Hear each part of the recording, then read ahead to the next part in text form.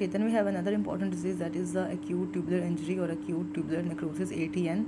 अब acute kidney injury जो होती है किसी पेशेंट में, उसकी one of the most important causes acute tubular injury, कि ट्यूब्यूल्स में की इंजरी हुई, ट्यूब्यूल का नेक्रोसिस हो, उससे किडनी का ही नेक्रोसिस है, किडनी की इंजरी शुरू हो गई, ठीक है।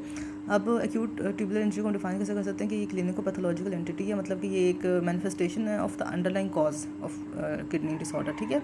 और कैरेक्टराइज होती है by the damage to the tubular epithelial cells, make sense, injury है नेक्रोसिस है ट्यूब्यूल्स का, तो ट्यूबुलर एपिथेलियल सेल्स का डैमेज होगा, जिस वजह से एक्यूट डिक्लाइन आएगा रीनल फंक्शन में, ठीक है। एपिथेलियल सेल्स का डैमेज, ट्यूबुलर एपिथेलियल सेल्स का डैमेज और acute decline in renal function. अब जो रीनल फंक्शन में एक्यूट डिक्लाइन हो रहा है ना, वो दो तरह से मेजर होता है कि एक तो डिक्रीज GFR होता है और with concurrent increase in the serum creatinine levels, ठीक है। Reduce GFR and increased serum creatinine levels, ये उसकी मतलब डेफिनेशन हो जाएगी।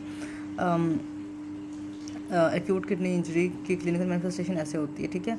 उसको इस तरह से हम आइडेंटिफाई करते हैं। अच्छा, फिर हम ये कहते हैं कि फ्रैंक नेक्रोसिस ऐसा नहीं मिलता है इसमें, स्पेशली इसकी अच्छा इसकी दो फॉर्म्स होती हैं। अब किडनी इंजरी दो तरह से हो सकती है, या तो वहाँ पर ब्लड सप्लाई प्रॉपर नहीं थी, इस्कीमिया डेवलप हुआ और इस्कीमिया से इंजरी हुई है, तो एक है इस्कीमिक एक्यूट ट्यूबुलर इंजरी है, एक्यूट ट्यूबुलर नेक्रोसिस। और सेकंड है नेफ्रोटॉक्सिक, मतलब वहाँ पे कोई ऐसा टॉक्सिन गया, वहाँ पे कोई ऐसा डैमेज हुआ due to any molecule, due to any toxic material, तो उसे हम कहेंगे नेफ्रोटॉक्सिक ट्यूबुलर इंजरी या नेफ्रोटॉक्सिक ट्यूबुलर नेक्रोसिस, ठीक है। इसकी दो क्लिनिकल फॉर्म्स हमें मिलती हैं। इसको हम वन बाय वन देखते हैं दोनों को। अच्छा, तो इस्कीमिक ATI किस वजह से हो सकती है? अगर ओवरऑल बॉडी में ही ब्लड कम है तो डेफिनेटली फिर रीनल ब्लड फ्लो भी कम होगा, तो उसकी हाइपोटेंशन और शॉक एक इंपॉर्टेंट रीज़न है, लाइक ट्रॉमा हुआ, ब्लड लॉस हुआ एक्यूट पैंक्रेटाइटिस में और सेप्टिसीमिया में, ये उसकी कॉजेज़ हैं जिसकी वजह से हाइपर परफ्यूजन हो रही है किडनीज़ की। सेकेंडली ये कि मतलब ओवरऑल बॉडी में तो ब्लड है लेकिन किडनीज़ को ब्लड नहीं मिल रहा, कि उसको से स्कीमा डेवलप हो रहा है due to intrarenal blood flow decline, ठीक है। अब इंट्रारीनल ब्लड फ्लो क्यों कम हो सकता है?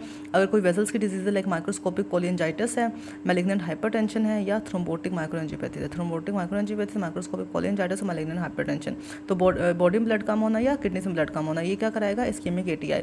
Second is nephrotoxic ATI, as I told you कि वो किसी टॉक्सिक केमिकल की वजह से होगा, लाइक हैवी मेटल्स होते हैं, मरकरी, वो पेशेंट ने इनटेक कर लिए, वो किडनीज को अफेक्ट करेंगे। ऑर्गेनिक सॉल्वेंट्स होते हैं, CCl4, वो अफेक्ट कर सकते हैं। फिर डिफरेंट ड्रग्स होते हैं जो नेफ्रोटॉक्सिक होती हैं, लाइक जेंटामाइसिन नेफ्रोटॉक्सिक ड्रग है, ठीक है। और दूसरी एंटीबायोटिक्स भी हो सकती हैं। इसके अलावा बहुत इंपॉर्टेंट है रेडियो कंट्रास्ट मीडिया। तभी हम जब भी MRI कराएं या CT स्कैन कराएं विद कंट्रास्ट, तो हम पहले पेशेंट के RFTs कराते हैं कि उसकी किडनी फंक्शन तो नॉर्मल है, अगर ना हो तो हम उसमें कंट्रास्ट मीडिया नहीं यूज़ करते। तो रेडियो कंट्रास्ट एजेंट्स भी कॉज करते हैं acute tubular injury, nephrotoxic one, ठीक है। अच्छा, पैथोजेनेसिस क्या है कि क्यों ट्यूब्यूल्स की इंजरी हो रही है बेस्ड ऑन इस्कीमिया या बेस्ड ऑन टॉक्सिन एक्सपोजर? तो सबसे ज़्यादा जो प्रोन होते हैं किडनी के सेल्स या किडनी का पोर्शन जो अफेक्ट हो सकता है विद ट्यूबुलर नेक्रोसिस या tubular injury, that is the proximal tubular epithelium, ठीक है। अच्छा, नॉर्मली तो असेंडिंग लिम्ब भी अफेक्ट हो रहा होता है। ये दोनों पोर्शंस क्यों अफेक्ट हो रहे होते हैं? क्योंकि यहाँ पर मोस्ट ऑफ द सब्सटेंसेस का रीअब्जॉर्प्शन होना है। जब मैक्सिमम सब्सटेंसेस रीअब्जॉर्प्शन हो जाएगी तो ट्यूब्यूल में जो टॉक्सिक मटेरियल है उसकी कंसंट्रेशन ज़्यादा हो जाएगी, तो ज़्यादा वहाँ पर डैमेज कॉज करेगा, ठीक है। तो चूँकि इन एरियाज़ में एक तो इंट्रासेलुलर कंसंट्रेशन ज़्यादा होती है डिफरेंट मॉलिक्यूल्स की, वहाँ पर रीअब्जॉर्प्शन ज़्यादा हो रही है, सिक्रीशन ज़्यादा हो रही है, ठीक है, इसलिए वहाँ पर ज़्यादा प्रीडिस्पोज होता है प्रॉक्सिमल ट्यूबुलर एपिथेलियम। सेकेंडली ये कि चूँकि वहाँ पर ज़्यादा रीअब्जॉर्प्शन हो रही है, सिक्रीशन हो रही है, वहाँ पे प्रोटोन पम्प्स या डिफरेंट जो चैनल्स हैं वो ज़्यादा एक्ट कर रहे हैं, दोज रिक्वायर एनर्जी, तो वहाँ पे ATP की प्रोडक्शन ज़्यादा है और ऑक्सीजन की कंजम्पशन ज़्यादा है। तो अगर एक एरिया में ऑलरेडी ऑक्सीजन ज़्यादा रिक्वायर्ड और वहाँ पे इस्कीमिया कॉज करेंगे तो वहाँ पे ट्यूबुलर इंजरी ज़्यादा होगी। तो ये तो वहाँ पे इंटरसेलुलर कंसंट्रेशन ज़्यादा है डिफरेंट मॉलिक्यूल्स की, सेकेंडली वहाँ पे ऑक्सीजन कंजम्पशन ज़्यादा है, इसलिए प्रॉक्सिमल ट्यूबुलर एपिथेलियम में ज़्यादा किडनी का डैमेज हमें नज़र आता है, ठीक है। अच्छा, इस्कीमिया की वजह से स्टार्ट वो कहते हैं पहला जो रिस्पॉन्स आएगा तो ischemia that will be loss of cell polarity. Loss of cell polarity यही कहती है कि जो ल्यूमिनल एपिथेलियल सेल्स हैं या जो बेसोलैटरल मेम्ब्रेन पर सेल्स हैं, उनकी आपस में जो ओरिएंटेशन है वो ख़राब हो जाएगी।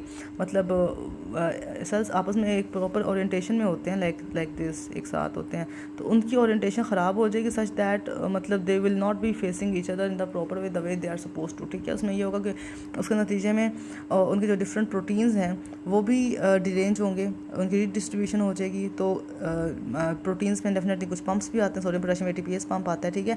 तो लॉस ऑफ पोलैरिटी की वजह से जो रीडिस्ट्रीब्यूशन ऑफ प्रोटीन्स हो रही है उसके नतीजे में क्या होगा कि सिंस ये पम्प्स काम नहीं करेंगे तो सोडियम की रीअब्जॉर्प्शन नॉर्मल नहीं होगी। जब प्रॉपर रीअब्जॉर्प्शन नहीं होगी प्रॉक्सिमल ट्यूब्यूल से जो डिस्टल ट्यूब्यूल में उनकी डिलीवरी ज़्यादा शुरू हो जाएगी। जब डिस्टल ट्यूब्यूल में सोडियम की डिलीवरी ज़्यादा हो जाएगी क्योंकि वो प्रॉक्सिमल ट्यूब्यूल से तो एब्जॉर्ब नहीं हो रहा, तो डिस्टल ट्यूब्यूल ना एक रिफ्लेक्स मैकेनिज्म स्टार्ट करते हैं, इसको हम बोलते हैं ट्यूबुलो ग्लोमेरुलर फीडबैक मैकेनिज्म। तो ट्यूबुलो ग्लोमेरुलर फीडबैक होगा उस नतीजे में एफरेंट आर्टिकल्स की वासोकंस्ट्रिक्शन शुरू हो जाएगी और जीएफआर कम हो जाएगा। तो this is the pathogenesis behind decrease GFR in acute tubular injury कि प्रॉक्सिमल ट्यूब्यूल पे रीडिस्ट्रीब्यूशन प्रोटीन की वजह से रीअब्जॉर्प्शन नहीं हुई, डिस्टल ट्यूब्यूल में डिलीवरी ज़्यादा हुई, सोडियम की डिलीवरी ज़्यादा होने की वजह से ट्यूबुलो ग्लोमेरुलर फीडबैक हुआ और वेसोकंस्ट्रिक्शन हो गई, एफरेंट आर्टिकल की जीएफआर कम हो गई। ये इंपॉर्टेंट चीज़ है, ठीक है। सेकंडली ये कि सिंस वहाँ पे नेक्रोसिस हो रहा है, डैमेज हो रहा है ट्यूबुलर एपिथेलियम का, तो वो ब्रेक डाउन होकर या वो शेड होकर यूरिन में अपीयर भी हो सकते हैं। तो तभी एक इंपॉर्टेंट कैरेक्टरिस्टिक जो है ना ट्यूबुलर इंजरी का वो है अपीयरेंस ऑफ ट्यूबुलर एपिथेलियम और tubular cast cells in the urine, ठीक है। ये इंपॉर्टेंट है क्योंकि ट्यूबुलर सेल्स वो शेड ऑफ हो रहे हैं फ्रॉम द बेसमेंट मेम्ब्रेन, ठीक है। तो as in the form of cast एक तो यूरिन में अपीयर होंगे और अगर वो कास्ट ज़्यादा है इन नंबर तो वो आउटफ्लो ऑफ यूरिन को भी ब्लॉक कर देगी, इसको हम कहते हैं ऑब्स्ट्रक्शन बाय कास्ट, ठीक है। और सिंस वहाँ पे ब्लॉकेज हुआ हुआ है यूरिन का तो यूरिन और द ट्यूबुलर फ्लूइड में leak back into the interstitium, तो यूरिन आउटपुट भी कम हो जाएगा। तभी यूरिन आउटपुट या ओलिगोयूरिया भी हमें नजर आता है क्योंकि यूरिन बन भी रहा है थोड़ा बहुत, एक तो जीएफआर कम होने से यूरिन वैसे कम बन रहा है, अगर बन भी रहा है तो इंटरस्टिशियम में लीक बैक कर रहा है फ्रॉम द ट्यूब्यूल्स, जिसकी वजह से वहाँ पर डिक्रीज यूरिन आउटपुट है। सेकेंडली जब डैमेज ट्यूब्यूल्स होंगे कुछ केमिकल्स भी रिलीज़ करेंगे, कीमोकाइंस, साइटोकाइंस, और उनकी वजह से रिक्रूट क्या होंगे ल्यूकोसाइट्स, और वहाँ पर ट्यूबुलर इंजरी करवाएंगे। इसके अलावा जो नेक्रोटिक सेल्स होंगे वो it self inflammatory reaction cause करा सकते, तो अगेन ट्यूबुलर इंजरी होगी, तो that is the pathogenesis behind it. और वो बस ये कह रहे हैं this paragraph is not so important, बस यही बात है कि जो डिफरेंट टॉक्सिन्स होते हैं जो हम ऑलरेडी बात कर चुके हैं, नेफ्रोटॉक्सिक सब्सटेंसेस हैं, तो वो डायरेक्टली भी ग्लोमेरुलाई को अफेक्ट कर सकते हैं, जिस वजह से ग्लोमेरुलर फिल्ट्रेशन सरफेस अफेक्ट होगा, वो रिड्यूस हो जाएगा, जीएफआर कम हो जाएगा। एक तो मतलब इस्कीमिया की वजह से अफेक्ट हो रहा है ना, एक नेफ्रोटॉक्सिसिटी की वजह से डायरेक्ट वो ग्लोमेरुलाई पर नेफ्रोटॉक्सिसिटी रिएक्ट करेगी और उसका सरफेस कम हो जाएगा फिल्ट्रेशन के लिए और जीएफआर कम हो जाएगा। देन हम ये कहते हैं कि सिंस ये डिजीज़ जो है ना ये कुछ एरियाज़ को स्पेयर कर रही होती है और ये पैचीनेस की फॉर्म में होती है, पूरी किडनी इन्वॉल्व नहीं होती है, ये पैचीनेस की फॉर्म में हमें नज़र आती है।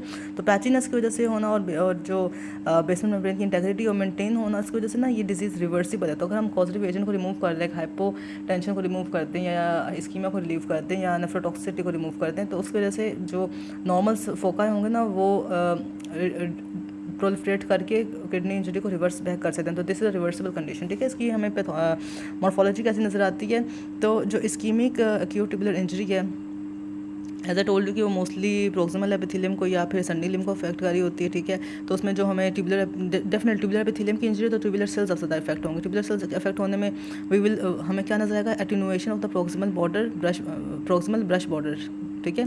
प्रोक्सिमल ट्यूबुलर ब्रश बॉर्डर्स की एटेन्युएशन हो जाएगी, मतलब अगर वो ब्रश बॉर्डर प्रॉपर बने हुए थे तो वो ब्रश बॉर्डर फॉर्म में नहीं है, वो लिटरली मतलब ऐसे बिल्कुल फ्लैटेंड फॉर्म में आ जाए, तो attenuation of the proximal tubular brush border. Secondly blebbing and sloughing of the brush border हम पहले देख चुके हैं, इसी वजह से तो ट्यूबुलर एपिथेलियल सेल्स हमें कास्ट के फॉर्म में नजर भी आती है ना यूरिन में, ठीक है।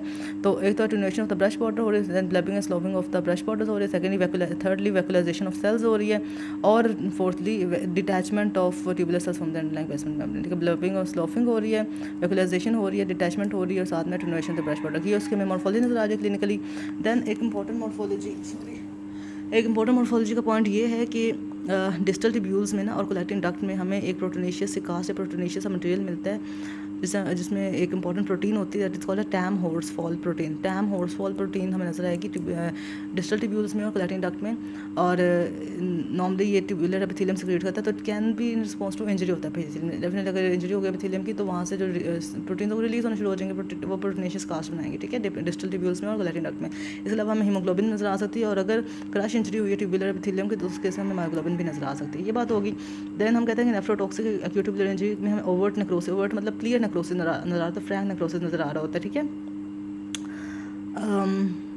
ओवर्ट होता है, कोवर्ट होता है, कोवर्ट आई डोंट नो, ये आप कंफर्म कर लेना ओवर्ट का क्या मतलब है। आई थिंक ओवर्ट मतलब होता है कि फ्रैंक मतलब हम क्लियर नज़र आ रहा है, और कोवर्ट ये होता है कि मतलब छुपा हुआ है, that is not very obvious और प्रोमिनेंट, ठीक है। तो ओवर्ट ये है कि मतलब क्लियर नेक्रोसिस नजर आ रहा है। एनीवे तो एट दी एंड हमें मतलब समटाइम्स तो बंदा रिकवर कर जाता है इस कंडीशन, अगर रिकवर ना करे तो it can lead to tubular atrophy and interstitial fibrosis, और रिपेयर नहीं होती, ठीक है, tubular atrophy and interstitial fibrosis. तो ये इसकी मॉर्फोलॉजी होगी। क्लिनिकल फीचर्स यही होगी, वो पेशेंट प्रेजेंट करेगा सिंस जीएफआर कम हुआ है, क्रिएटिनिन ज़्यादा हुआ है, तो जीएफआर कम होने वजह से वो ओलिगोयूरिया के साथ प्रेजेंट करेगा और डिक्रीज जीएफआर के साथ प्रेजेंट करेगा। और अगर क्रिएटिनिन ज़्यादा है तो हमें उसमें यूरीमिक सिम्टम्स आएंगे, लाइक एसिडोसिस डेवलप होगा और फ्लूइड ओवरलोड होगा, क्योंकि यूरिन तो ओवरफ्लो हो नहीं रहा, तो acidosis, uraemia, oliguria and decrease GFR, ये उसकी क्लिनिकल फीचर्स होंगे, ठीक है। और दैट्स इट। ये मतलब एक रिपेयरेबल डिजीज़ है, लेकिन in some cases due to unknown reason it can progress to end stage renal disease, जैसे क्योंकि ट्यूबुलर एट्रोफी हो रही है और इंटरस्टिशियल फाइब्रोसिस हो रही है। तो that was all about the acute tubular necrosis या acute tubular injury।